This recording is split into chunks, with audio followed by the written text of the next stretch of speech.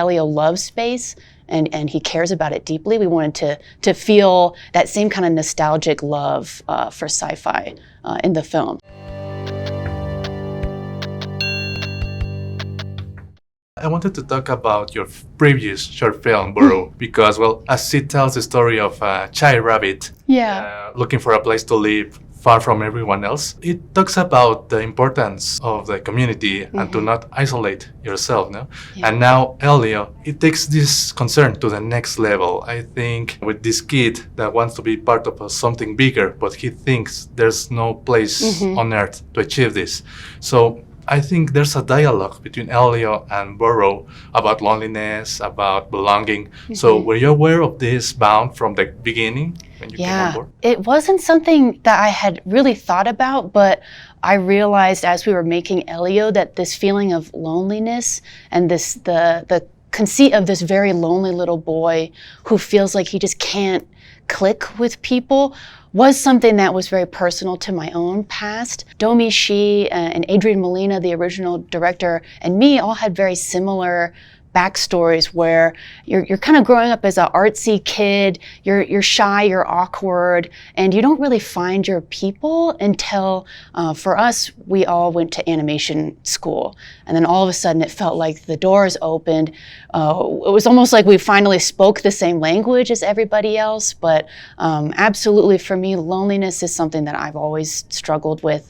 But since working at Pixar, I feel a lot less lonely.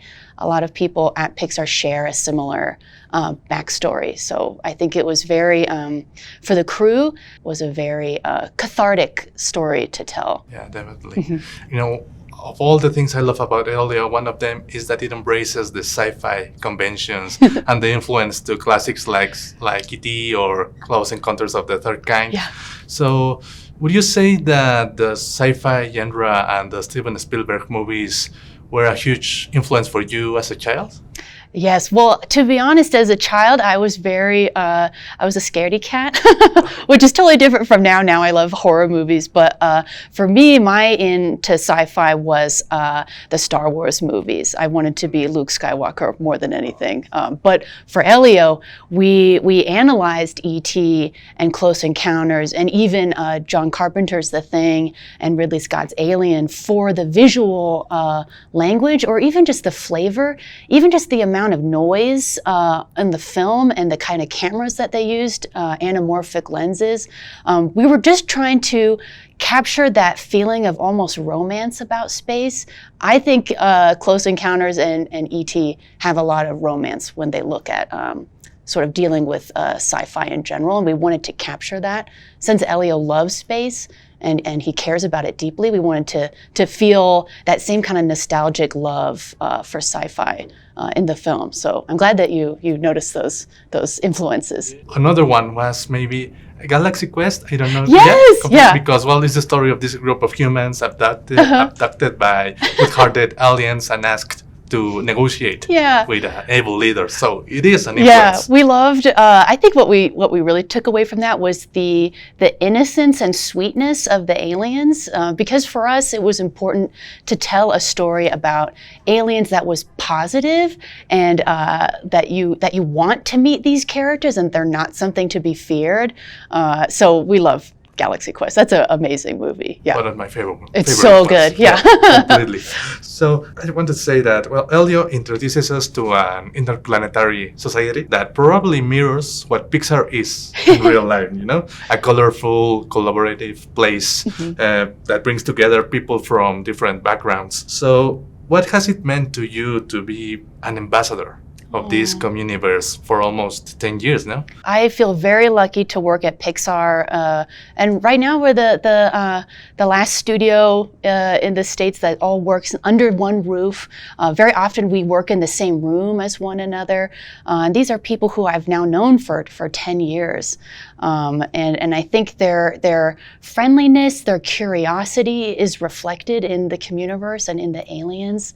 And I feel very proud to work at a place that puts so much handmade care into everything that they do. The bar that we feel we need to clear is so high, and it can feel stressful, but since we're all together and we all care about cinema and making the best movie that we can possibly make. It felt like every day there was something to laugh about, even if we're under stress of a deadline. So I feel very lucky to represent Pixar. And, in all these years, I assume you have worked with many talented artists with Mexican roots. I mean, you talk about Adrian Molina, the previous director, or here we have Ernesto Nemesio, the lighting art director. He's brilliant, yeah.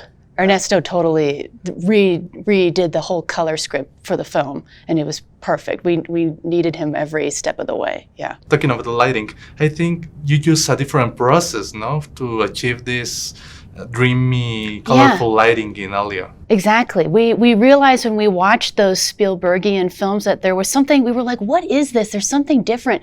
And there was almost a mist. There was almost mist in the background of a lot of scenes. Even, for example, there's a scene in Elliot's bedroom. I think it's one of the first times he's meeting E.T. And it feels like there's like, someone's put fog in his room. And we don't quite know why Spielberg did that, but we love the mood that it gave. And Ernesto totally ran with that idea. Jordan Rempel, our lighting DP, loved it. So you'll kind of see that element across the film, this kind of misty, sort of soft atmosphere. Talking about Adrian, about Ernesto, about Ana Ramirez. Yes. So is there anything in particular that you have learned or that you enjoy the most about working with these artists with Mexican blood? Yes, and also Esteban Bravo and Paula Asadorian also worked on this film, all people who lived in Mexico. And I just am so touched by how warm, generous with their time, and really creative, and such a different creative visual language that always makes the movie feel much richer. So I feel very grateful for all of them.